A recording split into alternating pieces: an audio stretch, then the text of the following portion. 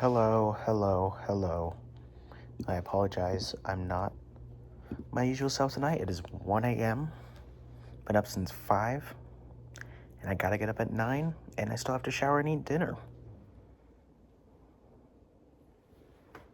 Oh, wait, no, I have to get up at 6 because I have an up time. Fuck. Okay. Let's run through this bad boy then. So, our favorite, Tingus Pingus, is being traded. In my Drew Holiday video, I had mentioned I could see Tingus Pingus being traded.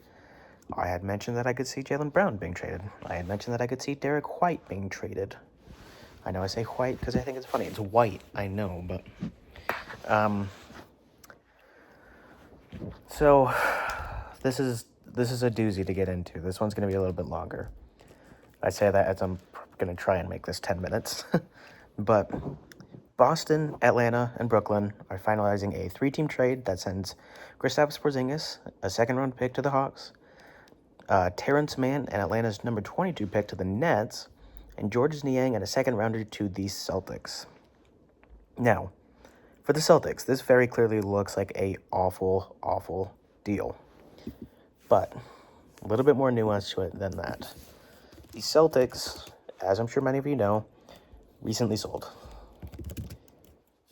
And their new owner seems to not want to pay the cap if they're not contending, which, fair enough. Sorry. But the Celtics salary cap, sorry, I thought I had this website pulled up. I guess I didn't. The Celtics salary cap is in a fantastic position compared to where it was after this. So, like I said, Monday night, traded Drew Holiday, $32 million off their books. Today, shipped out Tingus Pingus, $30.7 million off their books. This gets them out of the second apron, and now they are $4.5 million below the second apron. 4.5 million below the second apron, 7.4 over the first apron, and 15.4 over the luxury tax. Now, still a lot. Like, that's nothing to sneeze at, but that's much more manageable compared to what it was before. Let's see. Let's look at their cap table. If Sport Check would load.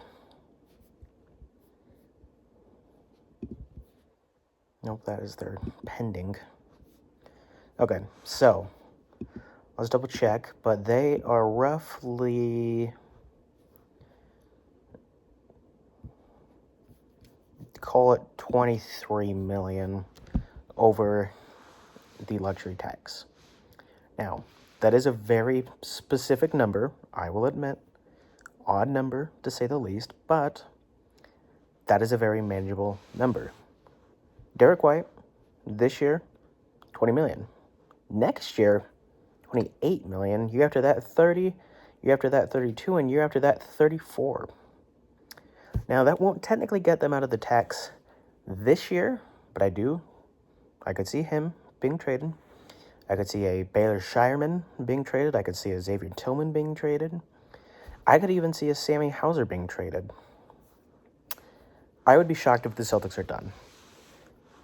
I sort of doubt the legitimacy of them trading Jaylen Brown, but I could see it. Either way, this gets them off a ton of cap. A ton. Sorry, I shift a little bit and my laptop's like, haha, eat it. This gets them off a ton of cap. I apologize, the numbers aren't quite out yet on how much this saves them, how much they would have had to pay Porzingis and, the CBA lottery, whatever. Not the lottery, but the CBA escrow, that whole deal. If they had to pay Porzingis and then subsequently the tax. But it would have been a lot, right? I saw somebody say that them paying Sam Hauser $10 million is the equivalent of $40 million. They end up paying $40 million. But I don't love this trade per se for the Celtics just because I hate to admit it. This is going to be the end of an era, honestly, for the Celtics. I know I said I don't think I wasn't really covering the NBA much at that time. I'm technically still not. Now I have 11 subscribers. Thankful for every one of you. Don't get that twisted. Don't get that twizzlered. But I remember I said that at the time of the original trade, for your holidays, whites, whatever. Just, guys like Marcus Smart being shipped out, some key veterans, some key role players being shipped out, some, core quintessential Celtics. But to me, this truly is the end of an era and a big sign that they're going to step back. Now, I view Brad Stevens as the best GM in the NBA. No. I'll say it. That's one of the few times where that might actually be a hot take. I have him first, Presti second. Third doesn't really matter. There's 4 or 5 guys who I could have in that position, but I think that's very clear. Not Danny Ainge, good God. No, I'd almost have him last at this point. If he drafts Spears, he is last. But no. Stevens. I'm so tired. OKC, Thunder, whatever. Doesn't matter. I apologize. But this gets him off a ton of cap. George Niang doesn't make a ton of contract money. Going to save them money and gives them some more flexibility to where they don't necessarily have to trade a Brown, say, to get out of the tax. They don't necessarily have to, say, trade a, I don't know, thank you. They don't necessarily have to trade a White and to get out of the tax now. They don't necessarily have to trade a Brown and even. They can stick in the first apron, still have a smaller MLE. They might lose a second depending on how far they go into it. No, that's second apron. Anyways, smaller MLE, pay the tax, not a big deal. So at the very least, this makes their salary much, much more manageable. Is it a bit of a cheap move by ownership? Sure. But let's be real, this team was not going anywhere without Jason Tatum. And it's not like Tingus Pingus is young. He's 30, had a really rough past 2 years, if we're being totally honest. Has not been healthy the past 2 years, and apparently now just has super AIDS. Just couldn't play because he literally couldn't breathe. I hope he's fine, but that's terrifying. I don't like hearing that. That's not good. So, I don't hate this. Porzingis, expiring contract anyways. I feel like you could have gotten a little bit more for that expiring contract, but whatever. For the Celtics, I get it. We'll have to see how this turns out. If they end up trading more guys, then okay. I will view this a little bit differently.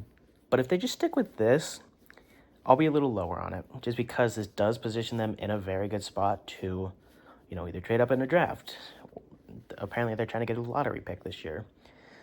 This gives them very good position to get not just under the first apron, but out of the tax. So if it's just this, I'll view it differently just because you could have gotten more for that huge expiring. But I get it. I don't want to grade this because, again, there's more moves coming, I'm sure. But I don't mind it. For the Hawks, I love this trade. You gave up nothing. As much as George Niang is my guy, you gave up jack all for him, right? It's your 22 pick. Meh.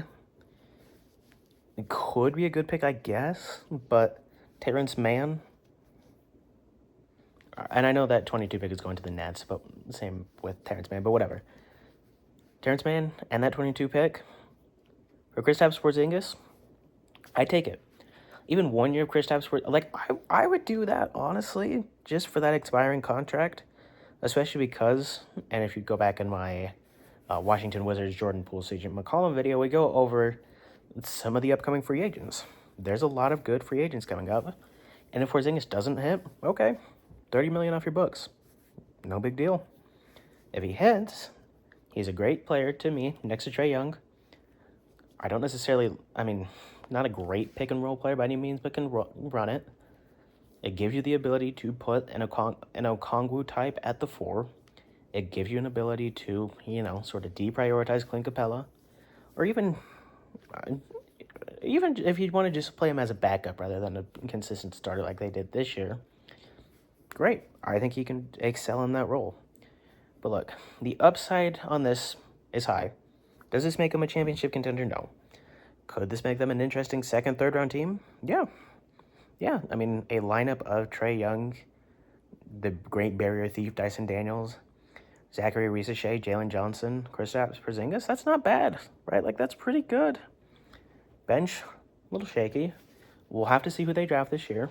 But I like this. I love this for the Hawks. I'd give this an A. A plus if we're doing A plus. But yeah, I love this for them. For the Nets, this is the perfect example of what we've been talking about how they can just rule this trade season, right? They get Terrence Mann and Atlanta's number 22 pick. They needed to take Terrence Mann in order to make that salary work for the Hawks, and they get a number 22 pick for doing so. Mind you, it's not like Terrence Mann has an insane contract. He is making this year 3-year, $47 million. I just don't know what year he is on that. Okay, so he has 2 years left. Then he's an unrestricted free agent. $15 million, $16 million. Is that high for Trey Mann? Yeah. Or Terrence Mann, excuse me. Is it high for Terrence Mann? Yeah. Could somebody like Jordy Fernandez totally get him to work, though? Yeah. I think he can be a totally fine player on a team like that. And I think he has a little bit of trade value coming up in the future. But at the very least, you got a number 22 pick out of it. You got a decent role player, somebody who can fit in your team, somebody who can give you a bit of spacing, somebody who can give you a bit of defense, and you now have 5 picks in this year's draft. Gives you the ability to trade up. Gives you the ability to take swing after swing after swing after swing after swing. I said swing 5 times. Then yeah, I love this for them. Gave up nothing. Just got stuff back in return, honestly. Only thing you gave up was $15 million in cap room, and you still got plenty left. I would be shocked if we don't see the Nets in another potential deal. I would be shocked if Terrence Mann... I'd be surprised if Terrence Mann didn't move. I wouldn't be shocked, but yeah. I get this for all 3 teams involved. I really don't hate this for any of them. If the Celtics leave it, I dislike it. But if they end up trading more guys, okay. Totally get it. Celtics could have gotten Morris, which makes me like it less. But ultimately, in this seller's market, okay. Like, I get it. So, yeah, I really like this for all 3 teams, honestly. Well, I really like this for 2 teams, but anyways, love you guys. Oh, tomorrow, draft stream, 6 Eastern, maybe a little bit early. I'm going to try and do earlier, but I don't know when I'll get off work. It'll be before 6, but 8 Eastern, 6 Mountain Time, 7 Western? I don't know. 8 Eastern, you'll know how that applies to your state time zones. But yeah, Stinky Joeing, 8 Eastern. Come check it out. Come hang out. I did a lot of work on draft content this year. So, yeah. Come chill. Come vibe. Come chat. Do you think Adu Thoreau should go number 3? Do you think Bagoju Alugalu should go number 60? Do you think Dylan Harper's an NBA talent? Do you think that Ace Bailey is just a bum? The real question is Thomas Swerber Marc Gasol? And I think yes.